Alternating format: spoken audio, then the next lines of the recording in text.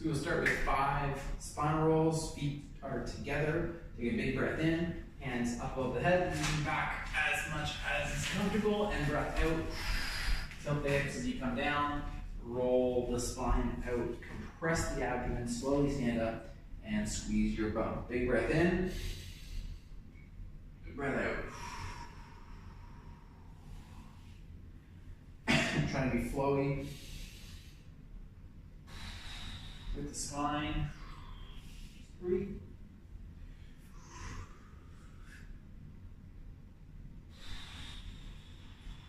Head all the way down, eyes all the way down, slowly stand up. Big breath in. Big breath out. You lost flashlights for a year because you were shining them in your brother's eye. Spinal crunches. Next, I use a little prayer position just to keep my body nice and balanced. Feet are again together. We're going to crunch to the side, get as much range of motion out of the spine as you can. Keep the shoulders back and down. Keep the core nice and tight. Keep the bum nice and tight.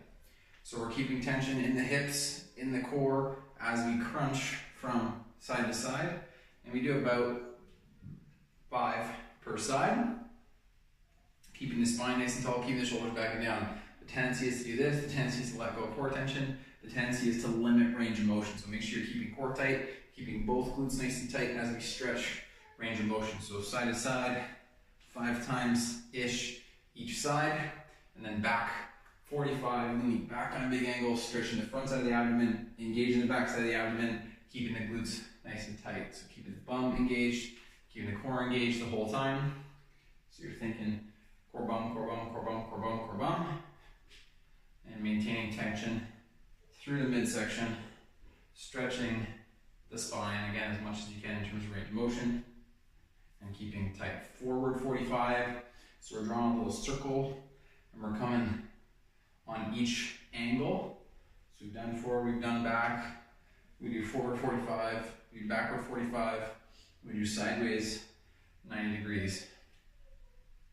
So we're trying to get a big circle of the core and wake up the midsection, keeping it tight. So not just flopping through these motions, not just doing a little bit of range of motion just to get the motion in, but maintaining tension. So squeezing and crunching the body, stretching the muscles on the low back. 5 per angle.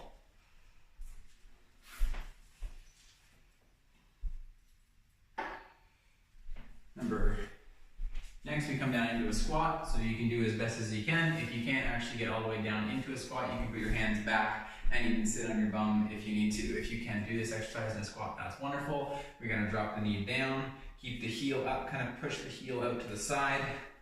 So we're just flopping, alternating sides, getting the hips, knees into internal rotation. So this is a warm-up for our ankles, knees, and hips. When we go through this motion, we're thinking about the inner thighs. We drop down, the bum as we go back up. We're trying to keep our core under tension. So we're maintaining tension in the midsection, squeezing bum, inner thigh, bum, inner thigh, core, pelvic floor, bum, core, pelvic floor. Warming up the joints, putting pressure on the joints, putting pressure at the ankle, at the knee, at the hip. Pressure on the knee, at the hip. Put your hands back. Again, you can do these with your hands on the ground sitting on your bum. So if you're a really beginner, this is totally great. Next exercise will be external rotations to the hips. We drop the knee down to the floor, keep the ankle up, kind of push the ankle forward. So we're pushing out to the side. With this one, it can be done on your bum, so you can just be seated on the ground. If you're, again, a very beginning, and as you get more advanced, you can lift yourself up. Squeeze your bum when you go out to the side. Squeeze your inner thigh when you go back. Keep your core in tension. Keep your pelvic floor in tension. So core, bum, pelvic floor, inner thigh, core, pelvic floor. Try to squeeze the muscles that are involved in this motion. Same thing. Ankle, knee, and hip. Warm up. Next exercise, we are doing a stretch of our quads. So we're going to extend our hips fully and rock forward as much as we can. The key thing with this one is maintaining the hips in that full extended position. So not letting the hips kind of bend forward as we come down, keeping the hips up and rocking forward. Walking back into a squat, hips up. If all you can get with this one is just a little bit of a push forward, that's great. That's phenomenal. Squeezing your bum, keeping your core tight in that top position, getting as much range of motion. So pushing hips forward, squeezing your bum, squeezing your core, stretching the front of the upper leg. About 5-ish of these. And then next, we come on the back, lay right down, legs come straight up, and we just go nice wide legs. Squeeze your bum when you're up here, squeeze your inner thigh up. When you bring your legs back together, do keep your head up, squeeze your bum, squeeze your inner thigh. You're trying to keep your core tight, so core, bum, pelvic floor, core, pelvic floor, inner thigh. Trying to think about the muscles that are working when we go side to side. You can use your legs, you can use your hands if you want to help support. If you have really tight hamstrings, you're trying to keep your knees straight. So we're really squeezing the kneecaps and trying to pull our kneecap down as much as we can. Bum, inner thigh. Drop your right leg or left leg right down, doesn't really matter. Flop to the side, look in the opposite direction. So you're in a nice little spinal twist. Engage your core in this position. Arms right to side, lift your leg back up. Do that little straddle, flop to the other side, look in the opposite direction. Engage your core here, alternating sides. Big twist, little break dance of motion. And you're crunching up in between, so your core is engaged. And then we're stretching the side of the hip, engaging the core, engage the side of the hip, keep your both glutes tight, flop to the other side. Nice, good control. Do 5-ish per side of these. And then roll over onto your belly. You're gonna be a nice big pancake out to the side.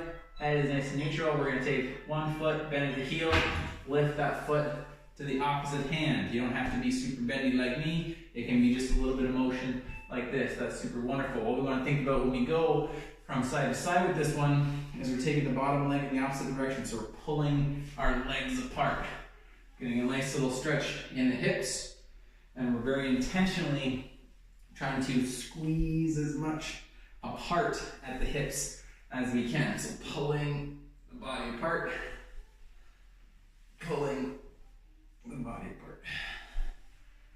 Pull and pull. Again, about 5 per side. Hands then come underneath of the armpits. Forehead is on the floor. Take a big breath in. Eyes up, head up. Stretch the spine as much as you can. Exhale.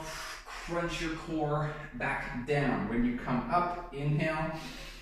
Squeeze your bum, push your pelvis forward, engage the back of your spine. Exhale, crunch your core, engage your neck, pull, and engage the front side of the spine. Big breath in. So you're helping with your hands. Big breath in. Big breath out.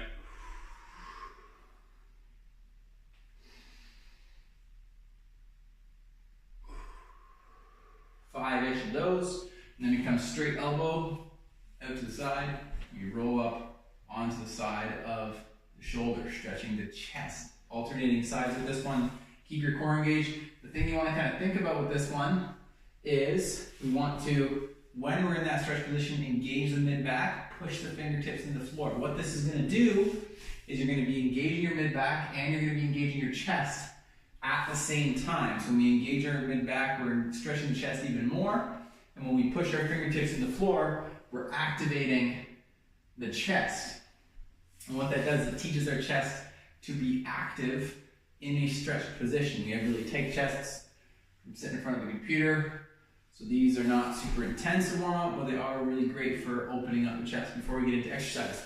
Next exercise, bent elbow, 90 degrees, same thing. It's a different chest muscle. Engaging the upper back, pulling the shoulders back and down, and same thing again, push the fingertips into the floor as we come into that stretch position. So engaging the upper back, pushing fingertips in the floor.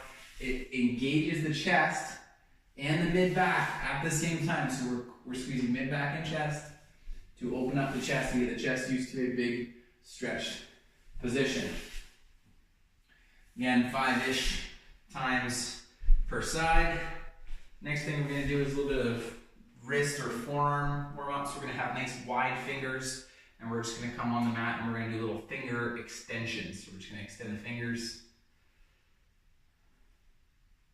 Get each and every little individual finger. So if you come up on your index finger, you'll get a little bit of a stretch in your index finger.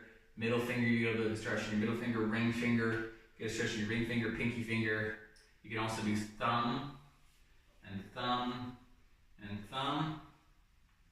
You can rock back and forth, getting used to that finger extended position, trying to squeeze the forearms when we do this. The muscles in the fingers are in the forearms. We're trying to activate the whole forearm, so we're squeezing the forearm when we're here. We're also stretching the shins. Now obviously, depending on flexibility of the shins, it can absolutely be done like so. Next exercise, we come up on the toes, fingers come straight back, and then we rock back onto the toes and into a stretch for the forearm. Same thing with this one, we're trying to keep the forearm engaged. We're keeping the fingers nice and flat to the floor. We're getting a toe stretch, and we're getting a forearm stretch at the same time. So we're getting both kind of limbs at the exact same time. So you can forearm stretch, rock back and forth. You can get as much range of motion as you can. You can rock your toes to the sides to get a good stretch on each individual toe. And then once you get done, 5, 10 of those, have a seat back on your shins.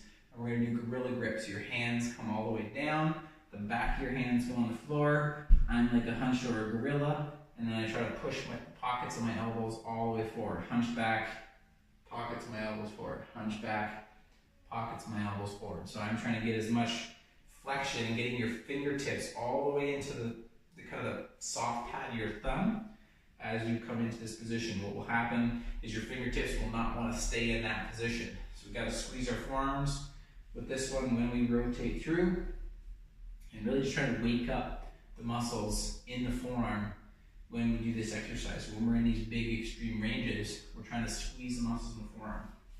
And then lastly, sit nice and neutral. Again, if your shins are super tight with this, you can be kneeling as well. I will sit down, nice tall chest, so engaging the upper back. Look at this last little motion is a stretch for your, or a warm up rather, for your upper back. So we're squeezing the backs of the shoulder blades, tilting the head from side to side. As I come to each individual side, my neck's really tight today, I want to pull that shoulder back and down. So I'm trying to engage the upper back, engage the muscles on the back side of my shoulder.